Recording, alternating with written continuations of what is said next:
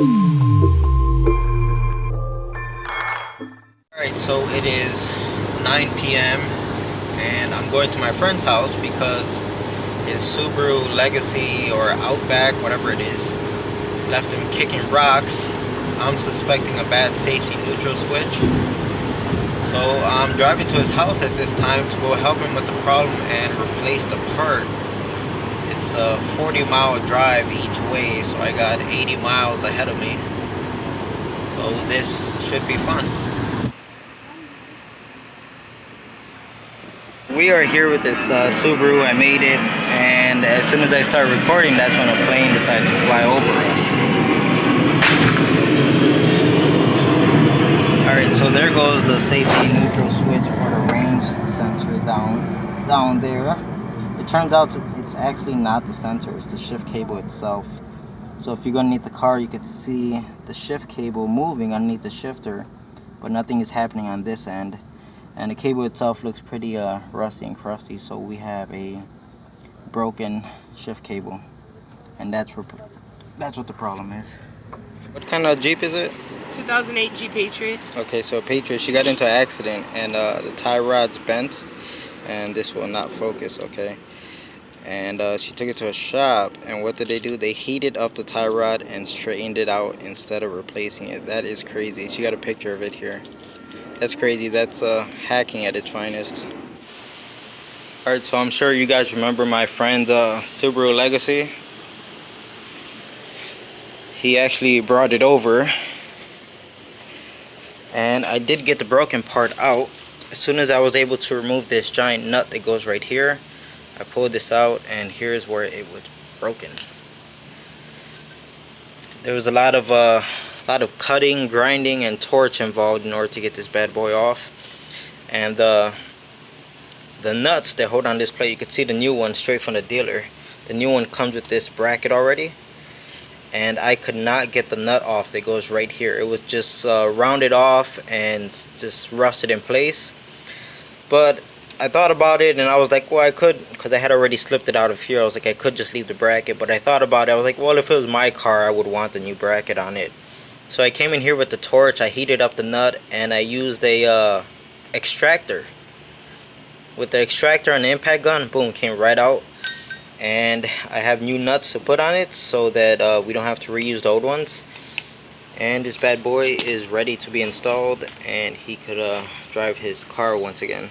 Alright, I'm all done with this Subaru, and it was a major pain in the butt. See right there? Well, the new part has like a brass bushing that goes on the lever right there, right where the pin is going through it. And when I removed the old part, the brass bushing was seized on that lever. So I had to put like a carbide bit on my Dremel and just slowly eat at it until I was able to pry it off. Got some grease right there just to kind of prevent it from seizing. Comes over here, loops around, and I'm really happy about being able to get that new bracket in there instead of having to use the old one. And then it just comes to right there, the shifter. So it seems like a simple concept, but it was really a nightmare on a part that hasn't been removed since the car was built. So what, I don't know what it is, 1998. A 02 PT Cruiser. You don't see these too often. But customer's hearing a clunking noise while turning, and the CV boots are torn open. Now, she was recently in an accident, okay, so all this is part from a junkyard. It's nice thing that she got a color that matched. But this is unfortunate. You see how the inner tie rod is bent, so it's going to need inner tie rods. What's funny is I looked at this car maybe like 2 weeks ago, you know, just overall inspection after the accident, and somehow I missed this. She also took it to like CarX or something like that, and they did an inspection of the car, and they also missed this because I looked at the report, and there's nothing on the paperwork about tie rods. So I don't know how both of us missed it. It's back for, well, it came in for one issue. Customer says it's shifting hard, and indeed it is. It just pops into gear real hard. Another issue is it's idling very high, like 1400, 1500 RPM. So I figure, alright, I'm no transmission expert, but let's see if we can figure out why it's idling so high. She said someone was recently in here to replace the EGR valve, and it's right there. You can see that nice shiny part. So one thing I noticed right away is, look at that bolt back there. See, it's not even tight. And I'm not saying that's the reason why this car is idling high, but I'm just trying to point out that this is the type of crap work that gets done, and it's just really frustrating, the things I have to deal with. So I got a mirror here so I could give you a better view. Let's see. Right there. Look at both of those fasteners, or those bolts. Both of them are loose.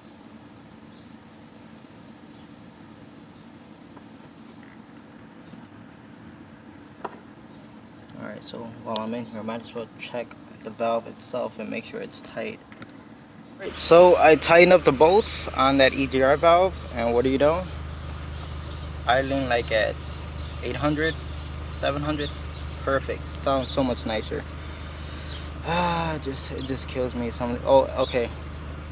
So after they put the EGR valve on and it was idling really high, the woman said, "Hey, now my car is idling high." They told her, "Oh, you need a throttle position sensor." It is crazy how things stack up when people don't know what they're doing, and they just out to waste people's money. So now we could start to focus on the transmission issue and see if it's even shifting hard still, now that we fixed the high idle. We have this PT Cruiser back again, and you can see this bent inner tie rod. So today we're going to go ahead and replace that. It's going to get a new inner and outer tie rod. Alright, so it's about 9 p.m. As you can see, it's getting dark out here, and I'm changing this piece on the transmission. Not sure what it's called. I want to say like a valve body. Kind of a pain in the butt to get to, but as you can see, I got the new piece in, and just started putting it all back together. Here we have a 2008 Lexus LS 460L. And the customer complaint is a noise that sounds like it's coming from the front. I took the car out for a test drive, and it sounded like a scraping noise, you know, kind of like, you know, say there's one point right here on the rotor that something's wrong. So every time it comes to that one point where after the rotor rotates, you hear like a okay? So it wasn't well, as far as I was concerned, it wasn't 100%. Yeah, it's a bad wheel bearing. So I took all this apart, as you can see. With the weight of the rotor on it and the drag of the brake pads, I'm here spinning the rotor, and I still really can't hear anything. But once you take everything apart,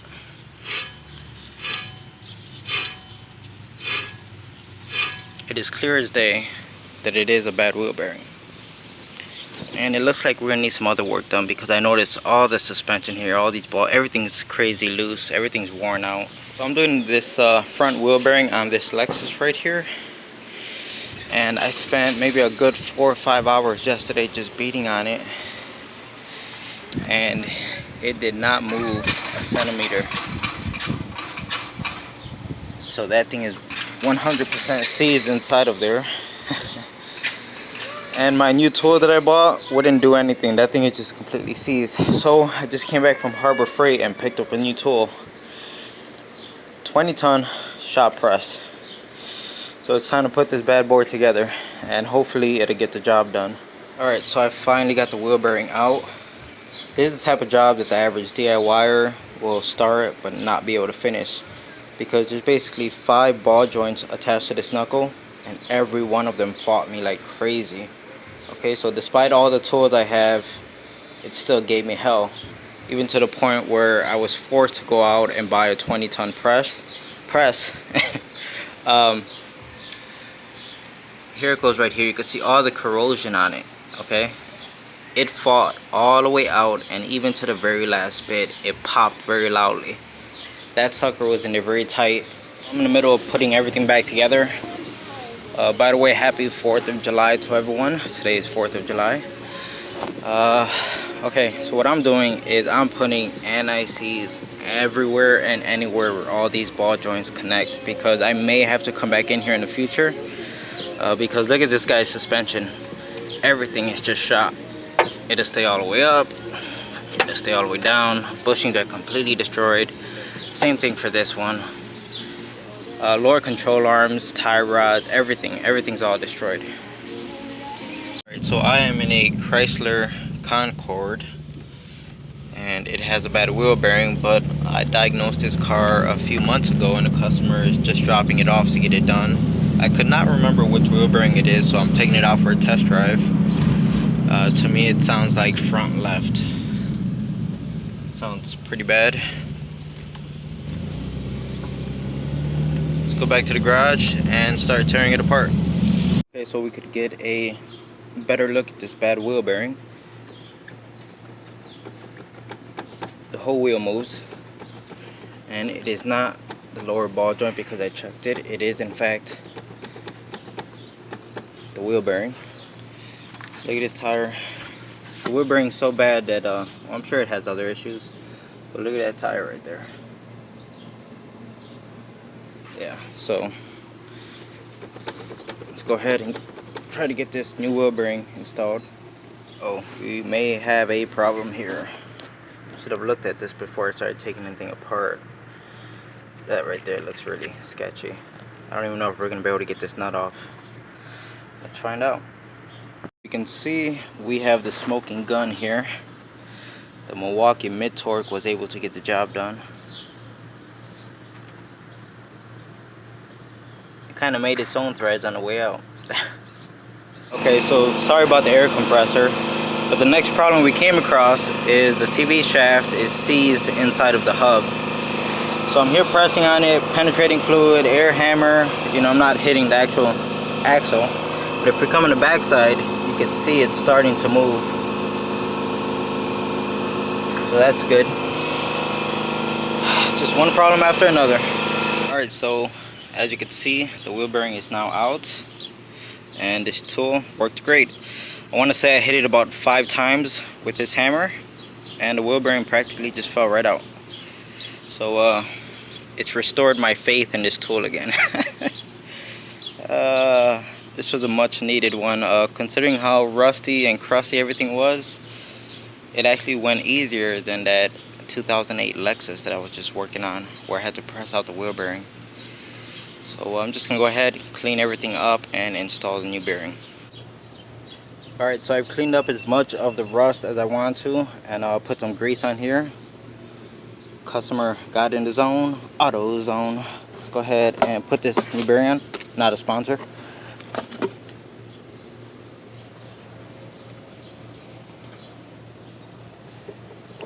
Oh wait, you know what? No, I can't even put this bearing on. First I need to... There we go. Now I'm ready to put this bearing on. There we go, went in nice and smooth. Just put the bolts on it, and this bad boy is ready to go. I'm just about done here with this Chrysler. Now that the new wheel bearing is in place, there's no more up and down movement, so it's nice and solid now. And just take it out for a test drive now. Well, this sucks. My Milwaukee grinder gave up the ghost. And I don't know, that's unfortunate because I don't use it much. I've had it for a while, and you can see how it looks relatively clean. I used it today to grind something, and maybe for about 15 seconds I put it down, pick it back up again, and all of a sudden dead. It's not the battery. I tried different battery on it, and when I put the battery on different tool, it works just fine. But pulling the trigger, I could hear, I know it's probably not, but it's almost like the sound of like a relay clicking inside, but nothing. Milwaukee. Got the front end jacked up right now. There is a little bit of play right there.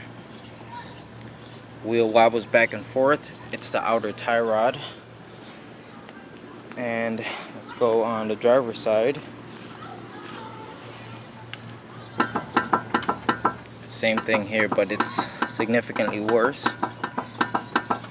You could even hear noise. And again, It's the outer tie rod. Customer gave the green light to get the outer tie rods done. This is the one that was on the driver's side.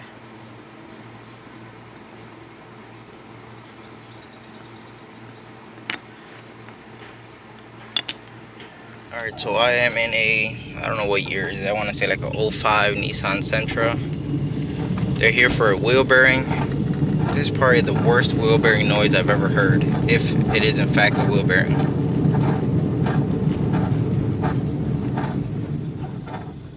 The brake pedal feels very abnormal. It's like rock solid. There's like no play to it at all. This thing definitely, it sounds like it has more than one wheel bearing. It's bad.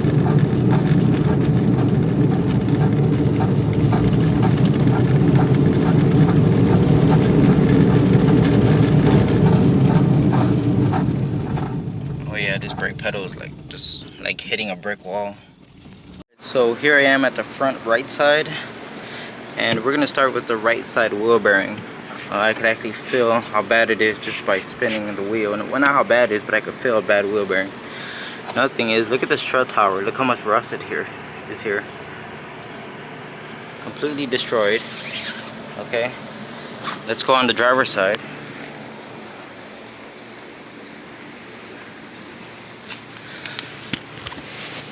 And look at that.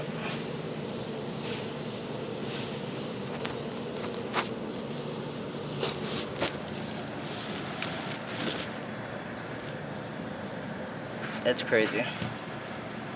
So I just knocked off about 3 pounds of rust, as you can see.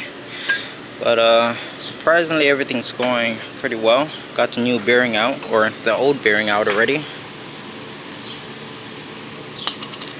Surprisingly, the clip came out pretty easy. Was not expecting that. But it's time to just clean all this up and get it ready for a new bearing. Alright, so I'm all done with the wheel bearing in this Nissan Sentra, and it sounds better, but we still have another bad wheel bearing on the left side, just as I suspected. And I told the owner all of this before I even started the job, because when I took it for the initial test drive, I told her it sounds like both of your front wheel bearings are bad. And sure enough, I was right. Okay, so sounds better, but we're not quite there yet. Here we have a 97 Blazer. Customer said the car shut off on her. Okay, would not start up, so she put a brand new battery in it, bought it off of AAA. She said she drove it for like 10-15 minutes, car shuts off again, would not start again. Sounds like a classic bad alternator. So it came in on the hook, and I just checked the battery right now, and it's reading like 10 volts. So I'm gonna put a jump starter on it, get it started, and see what the alternator is putting out, and then get it into the garage. So I guess I was wrong. I went to put my jump starter on it, and the bolt for the negative terminal is loose. Look, I could just turn it in my fingers. So I tightened it up a little bit because I don't have a wrench with me. I tightened it up, I retested it, and we do have 12.4 volts here.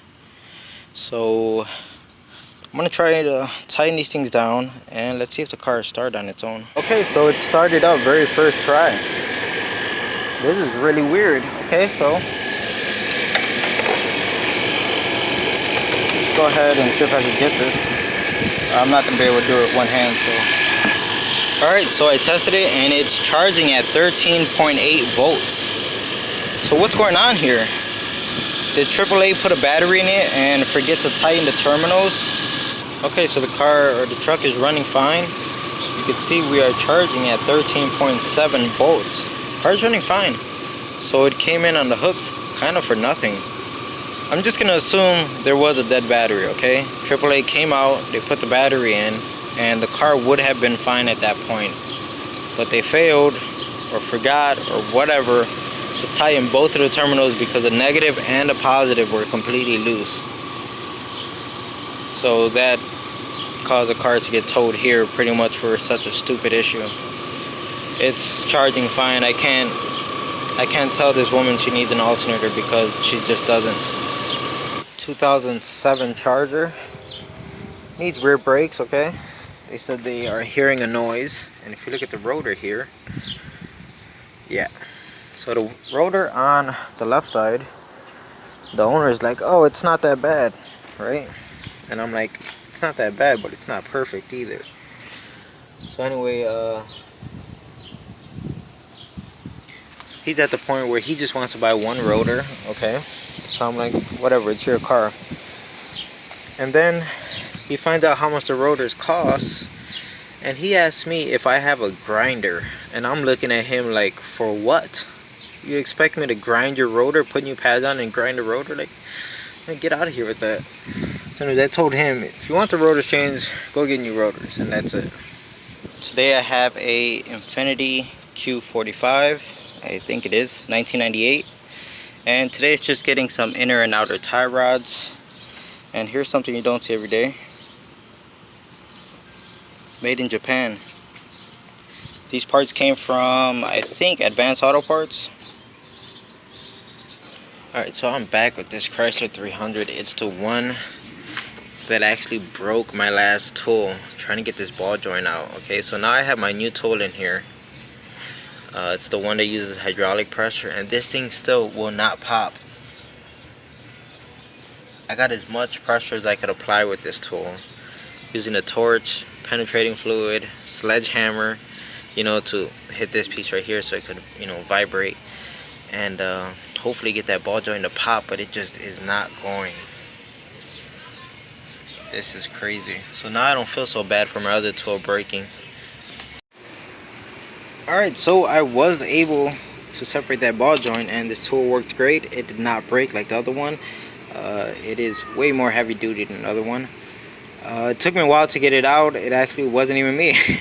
I was applying so much pressure, trying everything I can, and I just couldn't get it to budge.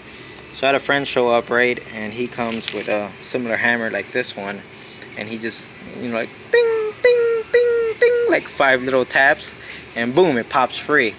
I'm like, come on, man, get out of here with that. It's because I loosened it up for you. But yeah, new ball joint is in, and just about finished putting everything back together here. Just got 2 cars dropped off. We have a 97 Camry, and owner says it's overheating, and you can see coolant leaking from underneath the car, and it's coming from somewhere down here. I grabbed the mirror, and it's like leaking right where the hose, the lower hose, connects to the radiator. So I have to go in. I'm waiting for it to cool off. I have to go in a little bit deeper and see if it's you know, just a worn out hose or a clamp, or if there's like a crack in the radiator somewhere. And while it's here, we're gonna get a new mirror. He said someone hit him while he was just sitting in the car. Alright, so I'm trying to figure out where this coolant leak is coming from on this Toyota Camry. It's gonna be very hard to pick up. I moved the clamp and this hose a little bit, but it is clear that it's coming right where the radiator is crimped onto the plastic tank. So at this point, we are getting a new radiator and a new hose, a lower hose, and a new clamp. And that'll be it for this one. Just gonna go ahead and pull it out. We're gonna order the parts as well as order a new mirror. And another car is this bad boy. Owner was on her phone. She looked down for a second to look at her phone and rear-ended someone. There isn't much I can do here. She wanted me to inspect the engine and, you know, stuff like that. She said after the accident she could hear like something hissing, and I'm gonna assume it was the AC condenser. I just tried the AC, and the AC no longer works.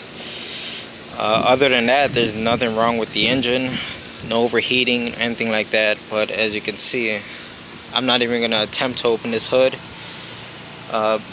It'll be a nightmare to try to open it. Even if I did get it open, it's gonna be very difficult to try to close it. So I'm not even gonna open this can of worms. I put my scanner on it, and there is no check engine light for anything. Well, I shouldn't say that. There is a check engine light, but it's for an evap leak, so it has nothing to do with the accident. Surprisingly, no airbags were deployed. To me, this seems like a pretty hard hit. So I don't think there's anything I could do here. Nothing's wrong with the engine. The customer's just gonna have to take it. She's just gonna have to take it back and deal with it herself. Unfortunately, she does not have insurance. Look how far curled up this hood is. You can see right through the other side.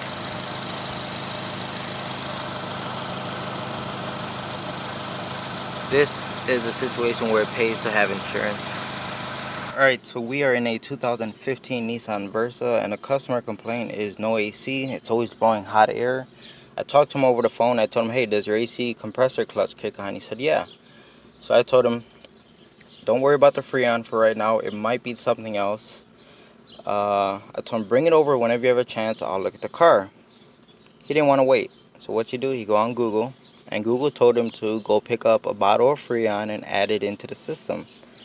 So that's exactly what he did. Right? So he buys the biggest bottle he could find.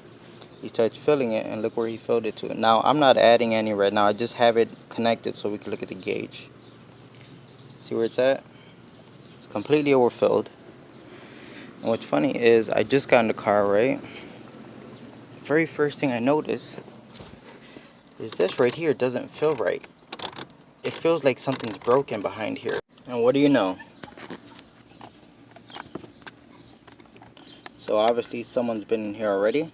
So anyways, let's move the selector to the hot side, okay? So that's where it's at right now. Let's move it over to the cold side and look what's going on.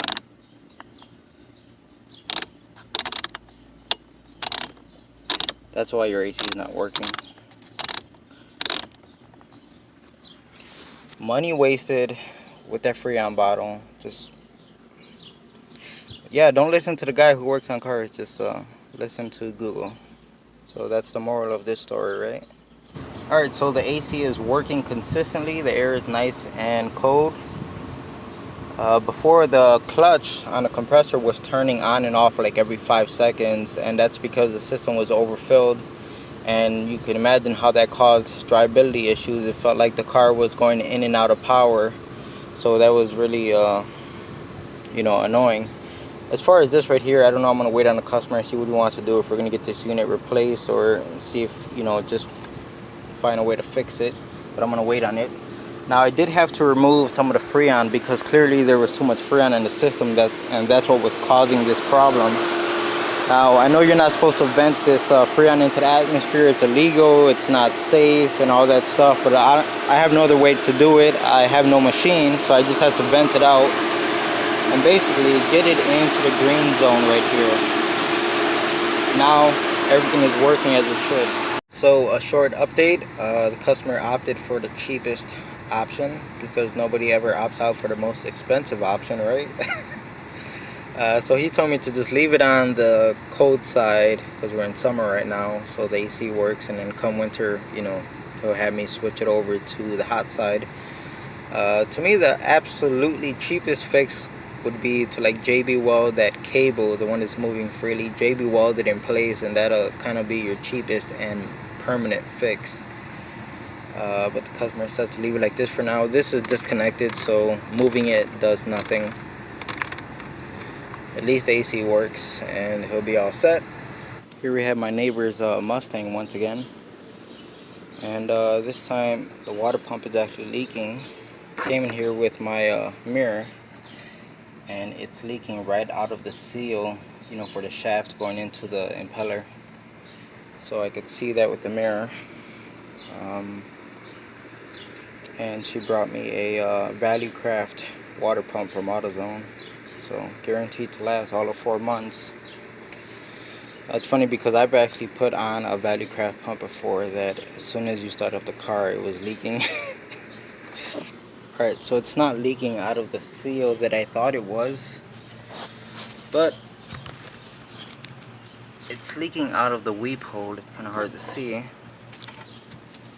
See it right there. It's kind of wet. Either way, it's still the water pump. So here's the old water pump that was on this Mustang.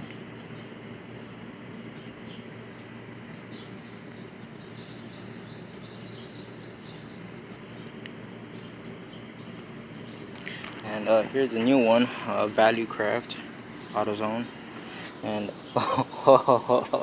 you almost got me. Alright, now we're ready. So here goes a Value Craft, or some people like to call it Value Crap. And yeah, let's get this bad boy going. Just something I thought I'd like to share is whenever I'm doing water pumps, I like to grab the specific water pump gasket maker, and I always put a very thin layer on the new water pump itself, and the back side I don't put anything. Reason for that is, number one, use the gasket maker basically as a glue to hold the gasket in place while you're installing the water pump. Number two, when this water pump goes bad and it's time to remove it, for the most part the gasket's going to come with the water pump and not stay attached to the block, and it just makes you know, the next time this water pump has to get replaced, it just makes the job that much easier.